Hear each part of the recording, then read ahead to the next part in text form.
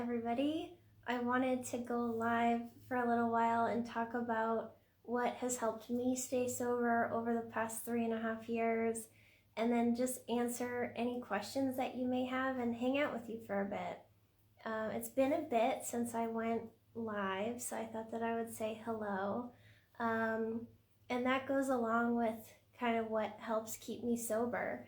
And I think what has helped the most is just connecting with other people and kind of feeling like I matter in some way, that some people out there care about me, that if I just completely disappeared, that at least one person might check in on me. And that's what I encourage you to do if you're having trouble making sobriety stick. If you're doing it all by yourself, I just encourage you to find connection somewhere. That could be in-person meetings, AA, Smart Recovery, Dharma Recovery. You can work with a sponsor and have connection there. I don't do in-person meetings. I do online meetings, so that's another option. So you could start with online meetings and then work up your comfort level to where you can go in person. You could also join a Facebook group for your city. So like I'm in the Boston area, and if you search Boston Sober or whatever your city is, then you'll find like the closest group, and you can ask someone to take you to a meeting too. So then you have a buddy, and I think the hardest part is just like walking in. And like going to group fitness at the gym, just like getting to the class is really scary, but once you're there, it's hopefully not as bad. Other options for connecting with others, like I said, Facebook, but you could do some kind of online group. So there's Sober Mom Squad if you're a mom, the Luckiest Club, there's some groups for just men, there's groups for just women. I have a group, Living a Sober-Powered Life, if you want to join our meetings. Any type of connection is really important. You could also make your own sober page on Instagram and connect with others in the comments or by making your own posts. I think just talking to other sober people has been so helpful for me, because eventually you're going to have enough sober time where those thoughts of like, maybe it's been long enough, maybe I'm cured, maybe I wasn't that bad, those thoughts are going to come up at some point in your sobriety. And if you have connection with others, it makes you pause a little bit before you give into the thoughts. And that's what I've found has helped me the most. Because over the past 3.5 years, I've had those thoughts several times. Like maybe I've learned so much now, it's going to be different. And then I remember, like, I have a lot of people that would probably ask about me if I disappeared, and it just makes you think twice. So if you're trying to do it all alone, then any type of connection that you can get, whatever you're willing to try, is important, but just try something. And if it sucks, you don't have to do it again, but you still tried it. So I encourage you to just try one thing today, whether that's an online meeting, an in-person meeting, trying to find a sponsor, joining an online group, contacting a therapist, inquiring about in or outpatient treatment, something like that. You can join my group if you want to hang out with us. We're pretty nice. And if everybody who's joining, if you have any questions, I'll answer whatever questions you have if you put them in the question box. I saw one in the comments, and I'll stay on for as long as there are questions. So one of them, how long did you wait to tell your friends and family? I worry about making a declaration and drawing attention to myself. I actually think that I have a good perspective on this. I appreciate you asking. I was someone that had a gigantic pink cloud when I first got sober, because all of a sudden I didn't hate myself as much anymore. I still didn't like myself, but I didn't hate my guts, and I wasn't letting myself down every day. And I was just like, everyone needs to know about this sober thing. If they only knew how good it was, then they could do it too and be happy. So I started letting people know like right away. I started posting on my personal Facebook about milestones, like, oh, it's been 3 weeks and I'm feeling so good, something like that. And what happened is I got crickets. Like, nobody said anything at all to me. And it made me feel so uncomfortable that I stopped posting. And it's still to this day, 3.5 years later, I don't use my personal Facebook page. I took offense to it. I'm like, nobody cares about me. So I would recommend not making a public declaration of your sobriety. A lot of people do it and they get a good response, but I think if you feel sensitive to that, I would definitely wait. The way that I would encourage you to do it is tell people one-on-one when they're important to you and you want them to actually know.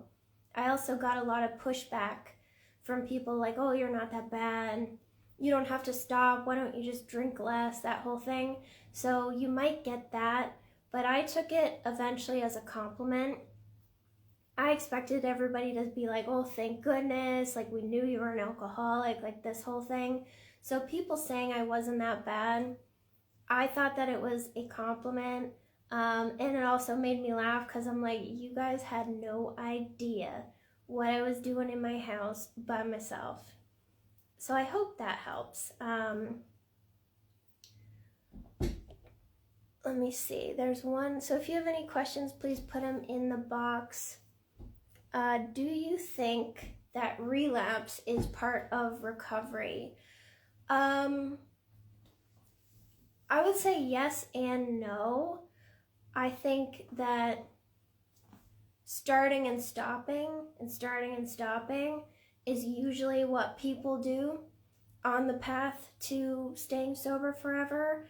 I have started and stopped a couple times, but I don't consider those relapses because I planned to not drink for a certain period of time, and then I did that, and then I determined that I was probably cured, so then I could go drink. So it's kind of like a planned thing, so I don't consider it a relapse because I never intended to be sober. For people that drink and relapse, I think it's just a signal that what you're currently doing isn't enough and you need some more support. So meetings, getting a sponsor, working with a therapist, considering treatment, joining a group. You could join my online group, but whatever it is, you just need something else. But generally, I do think people are going to start and stop several times before they stop for good, but they might not always consider it a relapse because it's just kind of like a dry January challenge or something, and then they always intended to drink again. I hope that answers your question.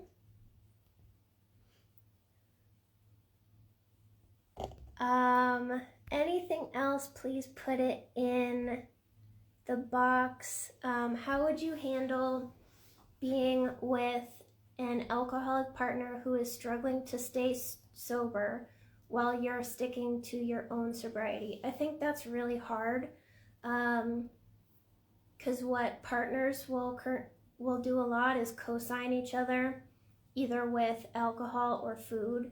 So if you're like in the mood to eat really unhealthy food, it's pretty easy to get your partner on board, and then they co-sign like on the bad decision, and then you both kind of do it. And that's the same thing with alcohol. Like my husband, before I quit, when I was trying to just do like, I'm not going to drink Monday, Tuesday, and Wednesday, he would come home like on Monday, on the first day of me saying I wasn't going to drink, and he'd be like, I'm in the mood to party, like, do you want to party? And like, obviously I do. So then I would drink anyways. So I think it's really hard when one person is like kind of wanting to drink and they're not sticking to it, and the other one is sober. I think the way that I would handle it is I would encourage my partner to get support. If they can't stay sober, then they need something more than what they're doing. And it's hard for us to be like their only method of support. So I would encourage them to get a sponsor, to go to meetings and get other people's phone numbers, just to build community with others, talk to a therapist, just do something more. You could even go to therapy together. And I would also take time for yourself and protect your mental health, because that's really hard to watch, and you need to protect your own sobriety.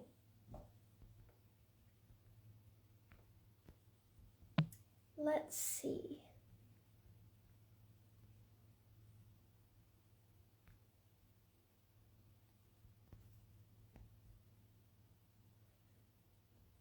Why is it so hard to make friends in AA? That I do not know.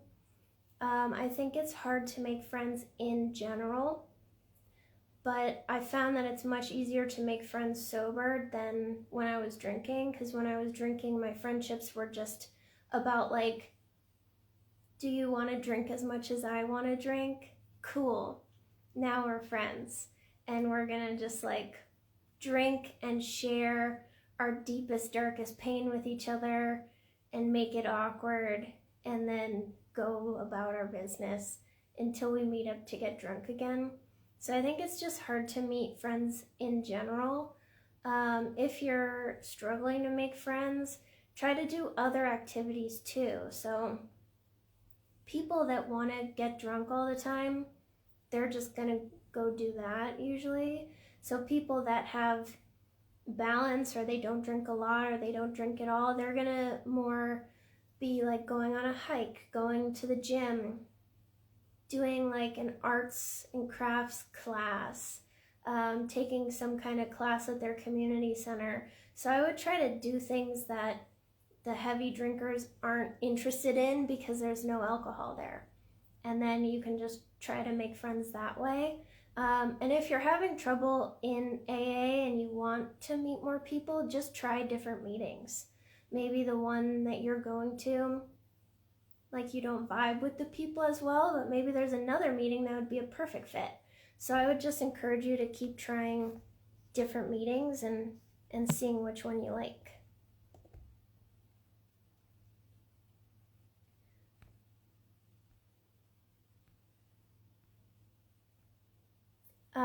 I want to stop watching porn. I have a great podcast for you. It's called Real Talk Recovery. It's all about this topic. It's all about sex and porn addiction and betrayal trauma. So they actually have a call-in show. It's hosted by two brothers, and they're both therapists.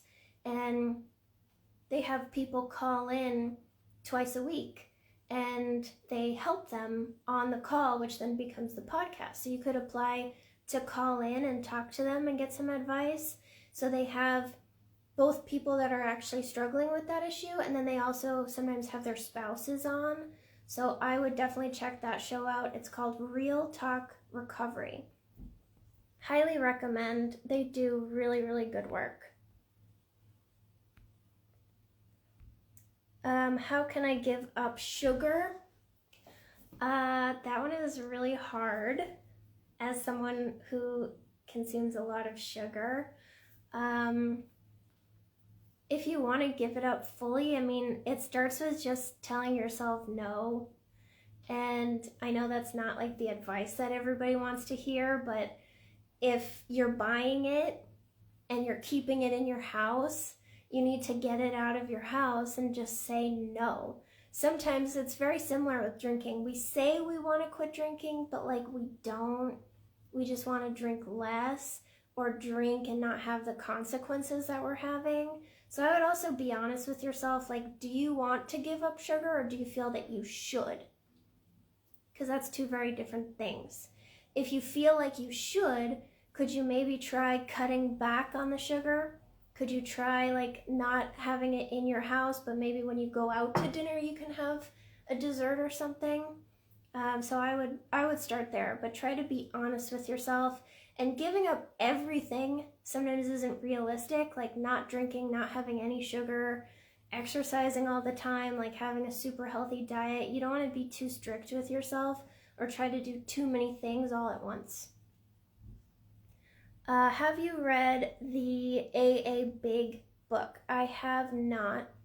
But if you are interested in that, I would go listen to the Sober Friends podcast. Matt, the host, talks a lot about the big book and knows a lot about it too.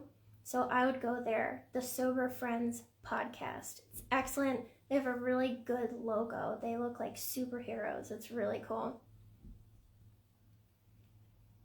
You are so pretty. Oh, that is so nice. These are actually my glasses that I wear when I didn't get ready and I want to disguise my face. So I appreciate that nice comment. It does take a toll on people, and I was really red and sweaty and puffy when I was drinking.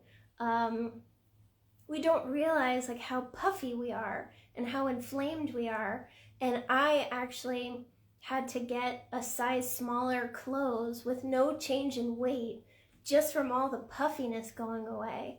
And I remember when I quit drinking, a lot of people will have a goal that they want to lose some weight or whatever.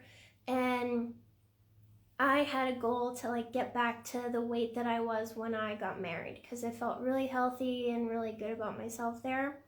And my goal was to get back there and then put back on my wedding dress and feel really cool. And I remember I achieved the goal and I put on the wedding dress and it was falling off of me. And that was because I was drinking so heavily when I got married that I didn't realize how inflamed I was. So even at the same exact weight, the dress wouldn't fit because all of that inflammation is gone. So we don't realize, when we look at ourselves every day, we don't realize how puffy and red and inflamed we get from all of the alcohol. But it's really great when that goes away. And it helped my body image a lot, just to feel better about myself and not feel so puffy all the time. So keep going if you're working on it. Hey Anna, hey Christy. Happy to see you guys in here. Favorite science-y book about the brain? I wish I had it back here, but I don't. It's called Never Enough. And it's a white cover with Never Enough, written multiple times in purple. It's really good. It's about not just alcohol, but a bunch of different drugs too, and how they impact the brain. Super interesting. It's called Never Enough. Do you drink alcohol-free wines? I do. Not that often, because I think NA drinks are so authentic sometimes that they can be triggering. The first and only time that I had non-alcoholic tequila, I felt super guilty. And then I also had this thought, I need to get a lot more. I need to add a lot more of this alcohol-free tequila to my drink and not let my husband see. That was my thought. And in my head, I'm this is a 0-calorie tequila water. There's no alcohol in it. But I was still having those weird thoughts, so that's why I don't drink spirits. I do recommend them if they don't trigger you. I think they're great and they can be a good alternative. But I usually just stick to the beers. I think NA beers are awesome and they're good. If you feel really uncomfortable socializing, it can just help you feel a similar vibe if you're comfortable with it. If you're not, then just soda water and lime. I chugged 1,000 glasses of soda water and lime in the beginning. So that can be helpful too. I also have an episode about non-alcoholic drinks and kind of how they can be triggering and if they're okay to drink. I think it's episode 77 of my podcast if you didn't listen to that and you're interested. Did I cut my hair after getting sober? Nope. I've had this haircut since 2009 actually, and it was at first an accident, and I was really upset. Like, I cried after. I wanted to do like kind of short in the back and then the front like long, like to here, but I ended up with this haircut, which is totally different, and I was really upset and I didn't know how to style it. And then I just figured out and kept it forever. I've grown it out a couple times, like to here, but I always cut it back. And I initially cut it because I had ended a toxic relationship with a guy who loved long hair, and he wanted me to like keep growing my hair. So I just like cut it all off as a big F you to that guy, even though like we never saw each other again. But it was like a breakup decision, but I've just kept it.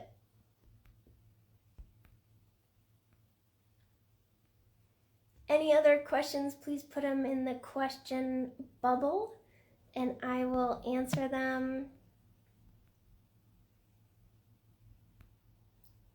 I'll stay on as long as you guys have questions. So let me know if there's anything else.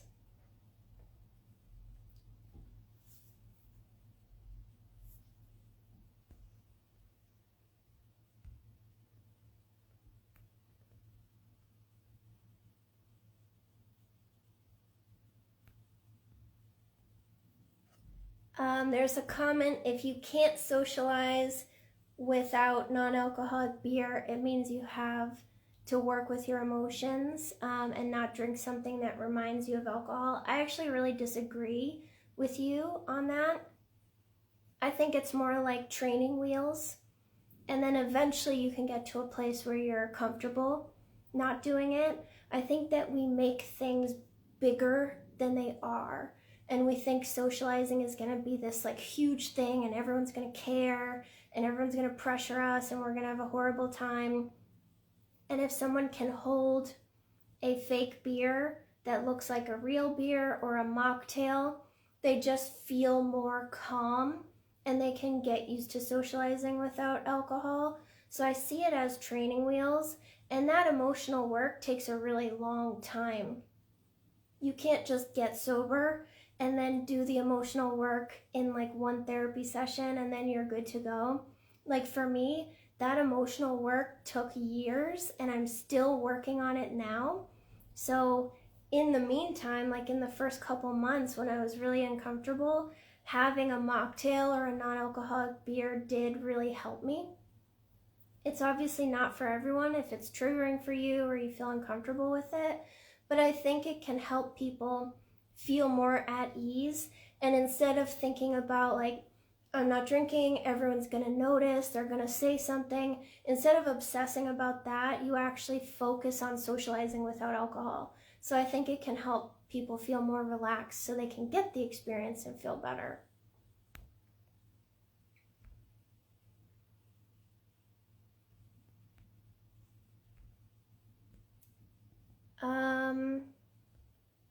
A lot of questions just came in. Thank you guys. What is your favorite episode of your podcast? Anna, that is so hard. I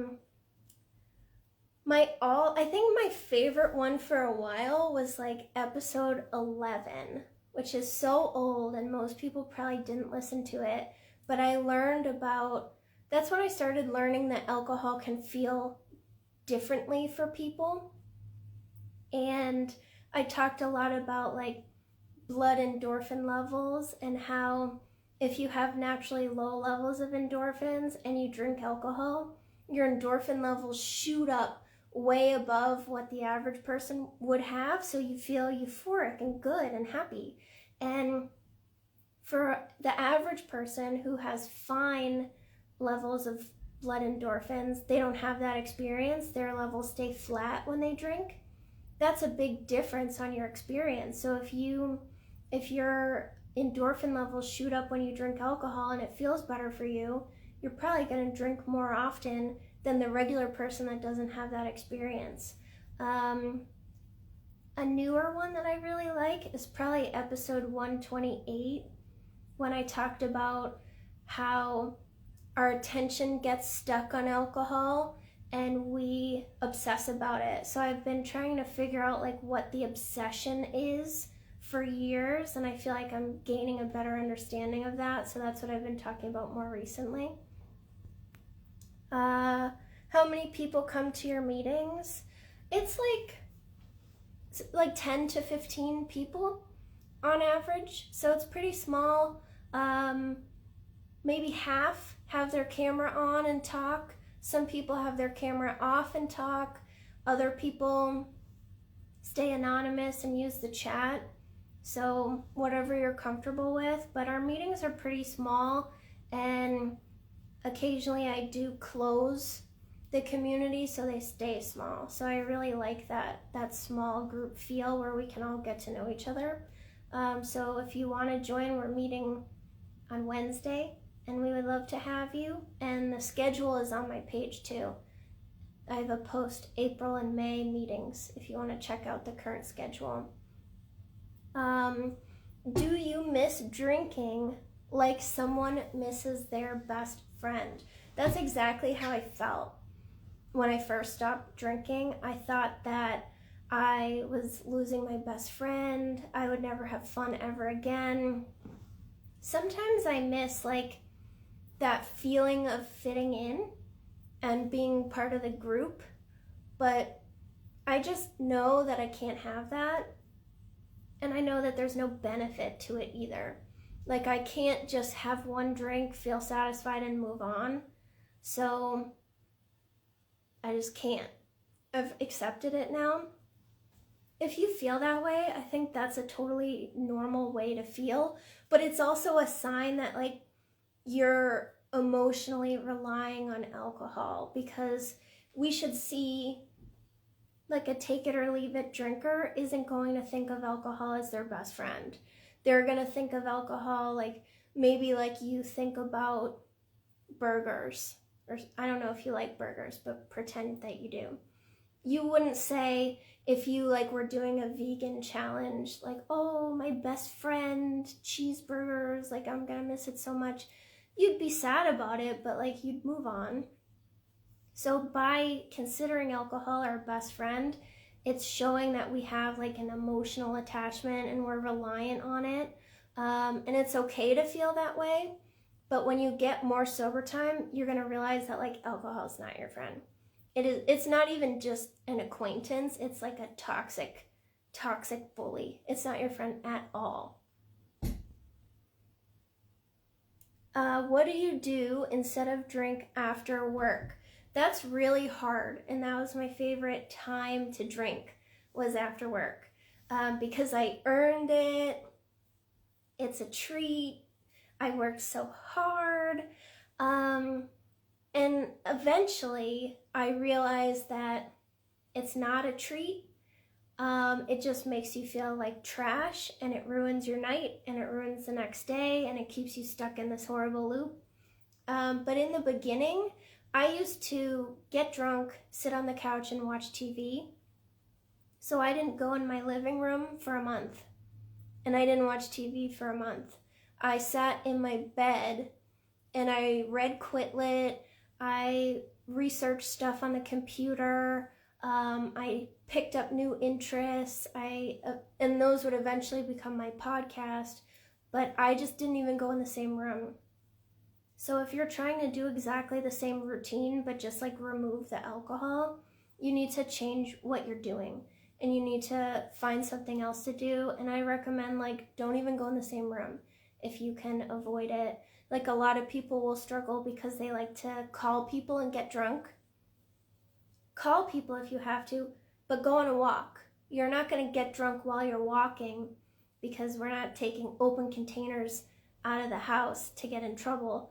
So just, it's important to change what you do. Don't just sit around on your couch and think about how you can't drink. I can't stop eating Skittles. I am on day 14. Any idea how long this will last? Congratulations on day 14. First of all, that's amazing. Episode 41 of my podcast is all about why you're doing this and why you want so much sugar. So go listen to that. That's episode 41. But it's different for everybody. I would say just, it's fine. Don't worry about it. Don't try to like get rid of it or change your diet right now, because just focus on not drinking. But it should even out in a couple months. It depends on like that emotional work too, because sometimes we can use Skittles to change our mood and to alleviate boredom instead of using alcohol. So I would make sure that you're doing something to support your sobriety, like therapy or meetings or being part of a community, and then eventually it will even out. But listen to episode 41 of my podcast if you want to know why you want to eat all the Skittles.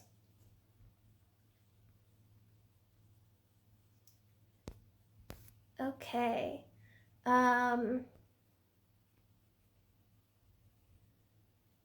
When and where can we join your meetings? There, if you click on the link in my bio, there's a button that says community and meetings. Or if you go to my website, soberpowered.com, there's a join button at the very top. But I have a small community that has an app, and the meeting schedule is in there, and people RSVP and they get the link to put on their calendar, and then we meet once, maybe twice a week, depends on the week, and chat. And then we chat in the community afterwards. So if you want to try out a meeting, we're meeting this Wednesday, and the schedule is on my page, or DM me if you can't find anything. But we would love to have you, and thank you for asking.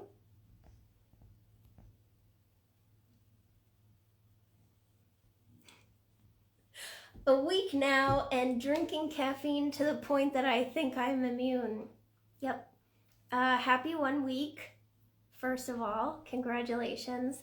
I have tripled my caffeine intake in sobriety. It's so bad, and I'm buying so much coffee. I'm not making the coffee at my house even. It's just so bad.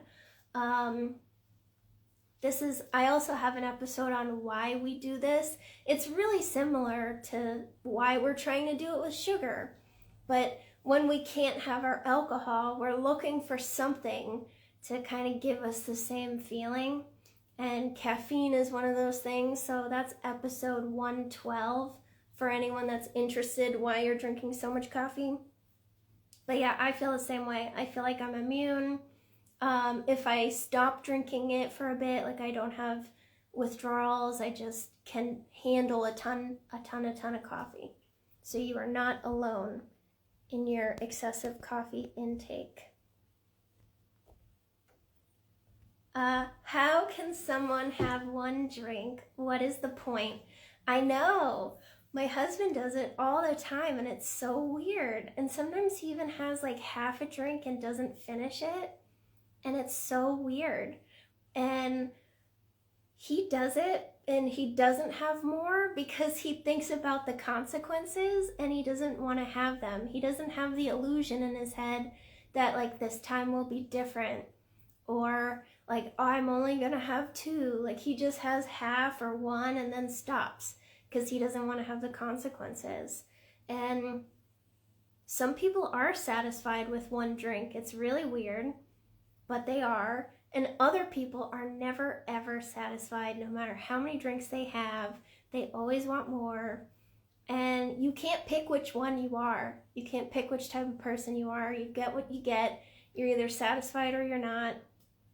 And if you're not satisfied with 1 drink, it's better to have 0 drinks, because if you think 1 drink is a waste of your time, you can't change that feeling. You might be able to exert a lot of control over your drinking and force yourself to have 1, but eventually you're going to relax back into your normal type of drinking. Any other questions, please put them in the box for me.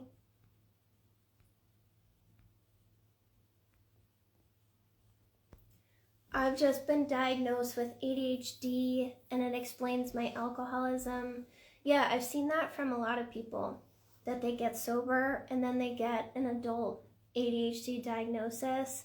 I did an episode on that too. It was a pretty recent one. I don't remember the number, but it was in the past like month because I saw it so many times.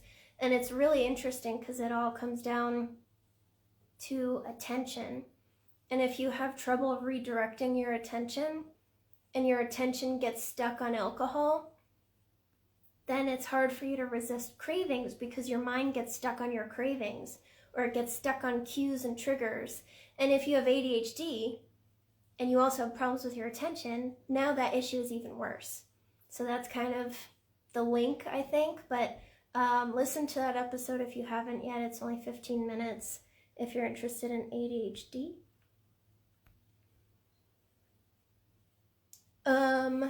My best friend is struggling with alcohol and marijuana. I love her and I want her to quit. What can I do to help her?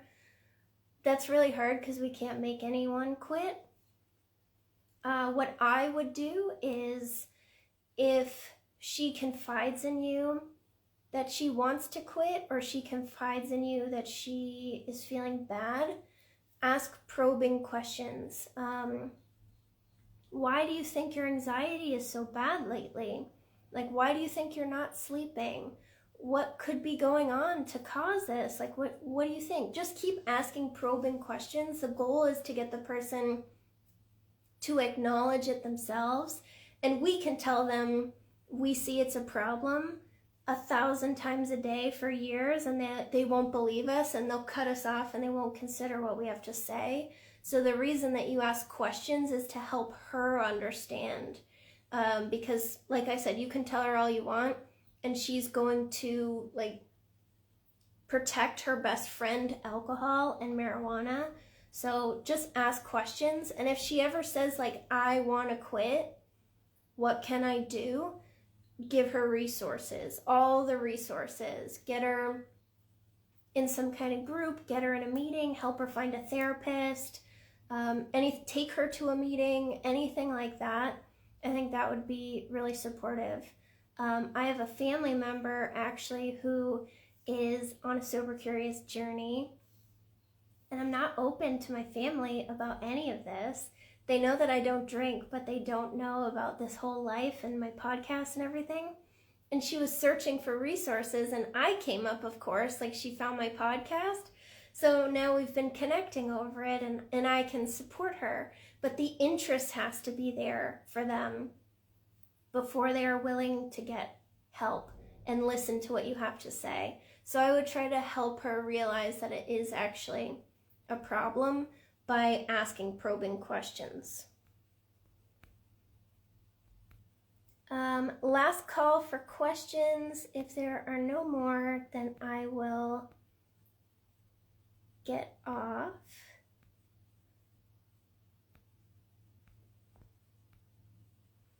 What did you do to celebrate your 1 year? If you go to my page and you scroll the little highlight bubbles, there is one, I think it's like a little cupcake, and it's for my 1 year, and I documented the whole thing so you can watch. But we got an Airbnb. It was still like pretty serious quarantine in 2020, and we got an Airbnb up in the White Mountains for a couple days, and it was really nice. And we've been doing that every year. I think this year we're gonna try to go somewhere more warm than the White Mountains in November, but I try to do like a little trip every year just to make myself feel special and not just sit around, because I feel like I would get sad.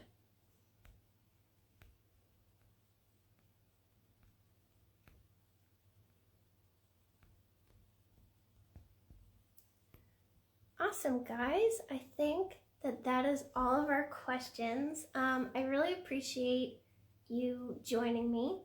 I'm going to try doing these more often, maybe weekly, so look out for that, and I'll save them all on my page. But yeah, just make sure that whatever you're doing, you keep adding to your toolbox and trying new things. If what you're currently doing isn't working, then try something else. And it doesn't matter what it is, just try a different form of support. We prejudge things a lot. So I think being open to other methods of support and just trying all the things until you find what works is important, because you never know. You might be judging something and then you try it and it might be the thing that helps you stay sober. So options for that are meetings, therapy, getting a sponsor, treatment in or outpatient, online communities, in-person meetups, things like that. If you want to join my community, there's info about that in my bio and on my website, or ask me if you have any questions, and I will see you guys soon. So thank you for joining me this afternoon.